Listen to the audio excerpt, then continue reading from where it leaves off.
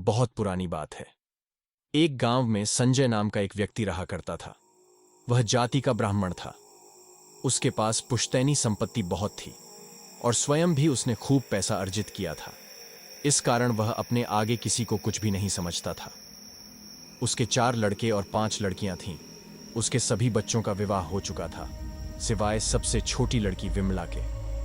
विमला की भी मंगनी हो रखी थी और कुछ ही दिनों में उसका ब्याह होने वाला था। इसी बीच संजय का अपने ही गांव के मुरारी से झगड़ा हो गया। मुरारी नीची जाति का था। यह उस जमाने की बात है जब समाज में जाति प्रथा जैसी कुरीति बहुत फैली हुई थी। झगड़े का कारण भूमि का विवाद था। दरअसल संजय ने मुरारी की पुश्तैनी जमीन पर कब्जा कर लिया था और अब वह उसे अपनी ही जमीन बता रहा था। मुरारी ने इसकी शिकायत गांव की पंचायत में भी की, लेकिन वहां उसकी सुनने वाला कोई भी नहीं था। सभी ने संजय का ही साथ दिया और बेचारा किसान लाल रोता रहा। गांव की पंचायत से हारकर मुरारी के मन में संजय से बदला लेने की इच्छा बलवती हो गई। वह किसी भी हालत में संजय से बदला लेना चाहता था। वह अपने तांत्रिक मामा के पास गया, जो कि दूसरे गांव में रहता था। उसने अपने मामा को पूरी बात बताई और कहा कि मैं संजय से किसी भी हालत में बदला लेना चाहता हूं।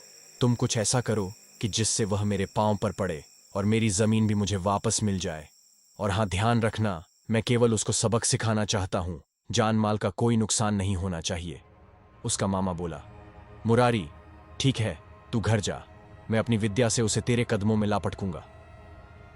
कुछ दिनों बाद संजय की बेटी विमला का ब्याह हुआ और वह अपने ससुराल आ गई। दूसरे दिन मुन्ह अंधेरे ही उठकर वह गांव की महिलाओं के साथ दिशा मैदान को गई। तभी उसने देखा कि उसके बगल में एक भयानक शक्ल वाला साया बैठा हुआ था। वह बिल्कुल काला था, जो कद में लगभग 1.5 फुट का रहा होगा। वह चिल्लाते हुए वहां से भागी।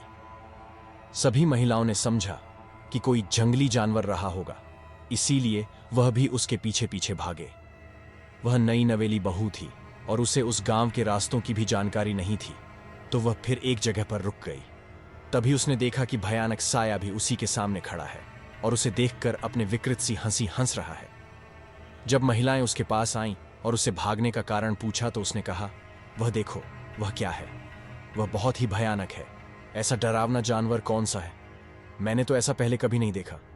महिलाओं ने कहा कि क्या बोल रही हो, हमें तो कुछ भी दिखाई नहीं दे रहा है। सब ने कहा, हो सकता है कोई जंगली जानवर रहा हो, उसे देखकर डर गई हो, बात आई गई हो गई।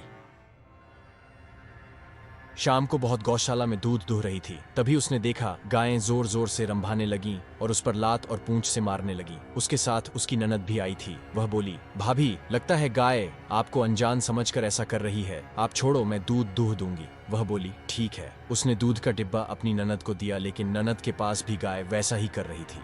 उनका रंभाना और अजीब तरह से कान पूंछ हिलाना बंद ही नहीं हो रहा था। तभी उसने देखा गाय के ठीक पीछे से वही डरावनी शक्ल वाला साया उसको घूर रहा है। वह डर के मारे बेहोश हो गई। उसकी ननद बहुत डर गई और वह भाग भाग कर घर से अपने भाई को बुला लाई।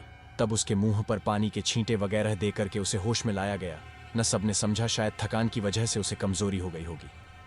अब तक गायों का रंभाना भी बंद हो गया था, तो उसकी ननद दूध दूहने लगी। वह अपने पति के साथ घर आ गई। अब तो ये आए दिन की बात हो गई। वह रात सोने जाती तो उसे लगता कि उसकी कोठरी में वही है।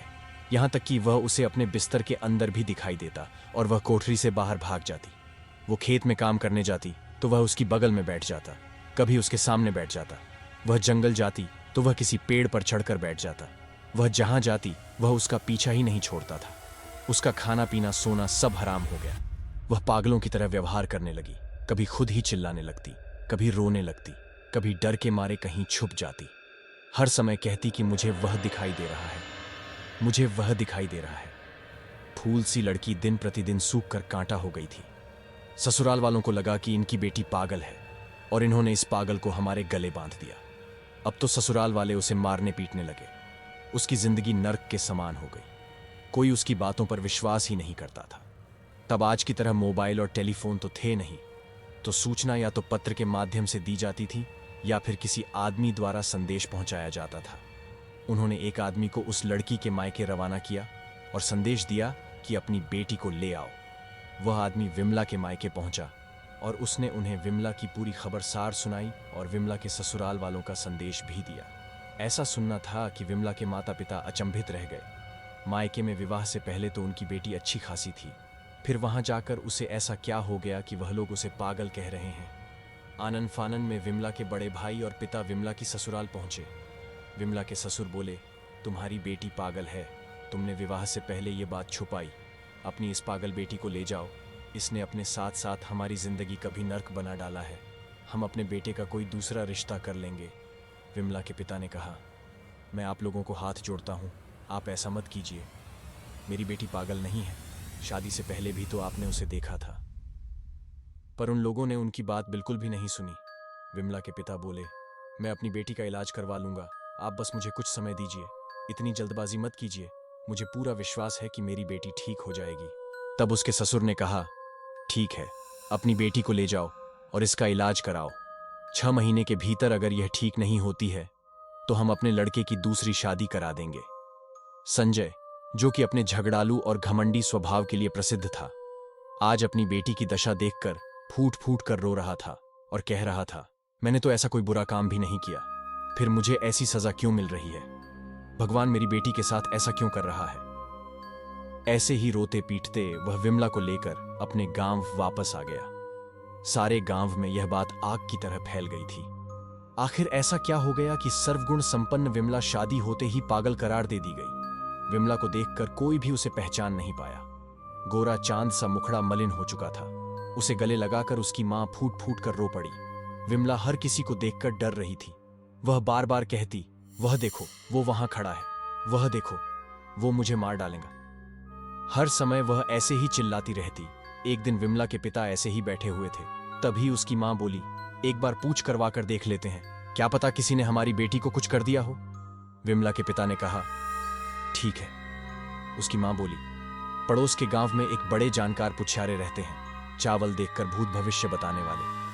उनके पास ही पूछ कराने जाओ, सुना है वह सब सच बताते हैं।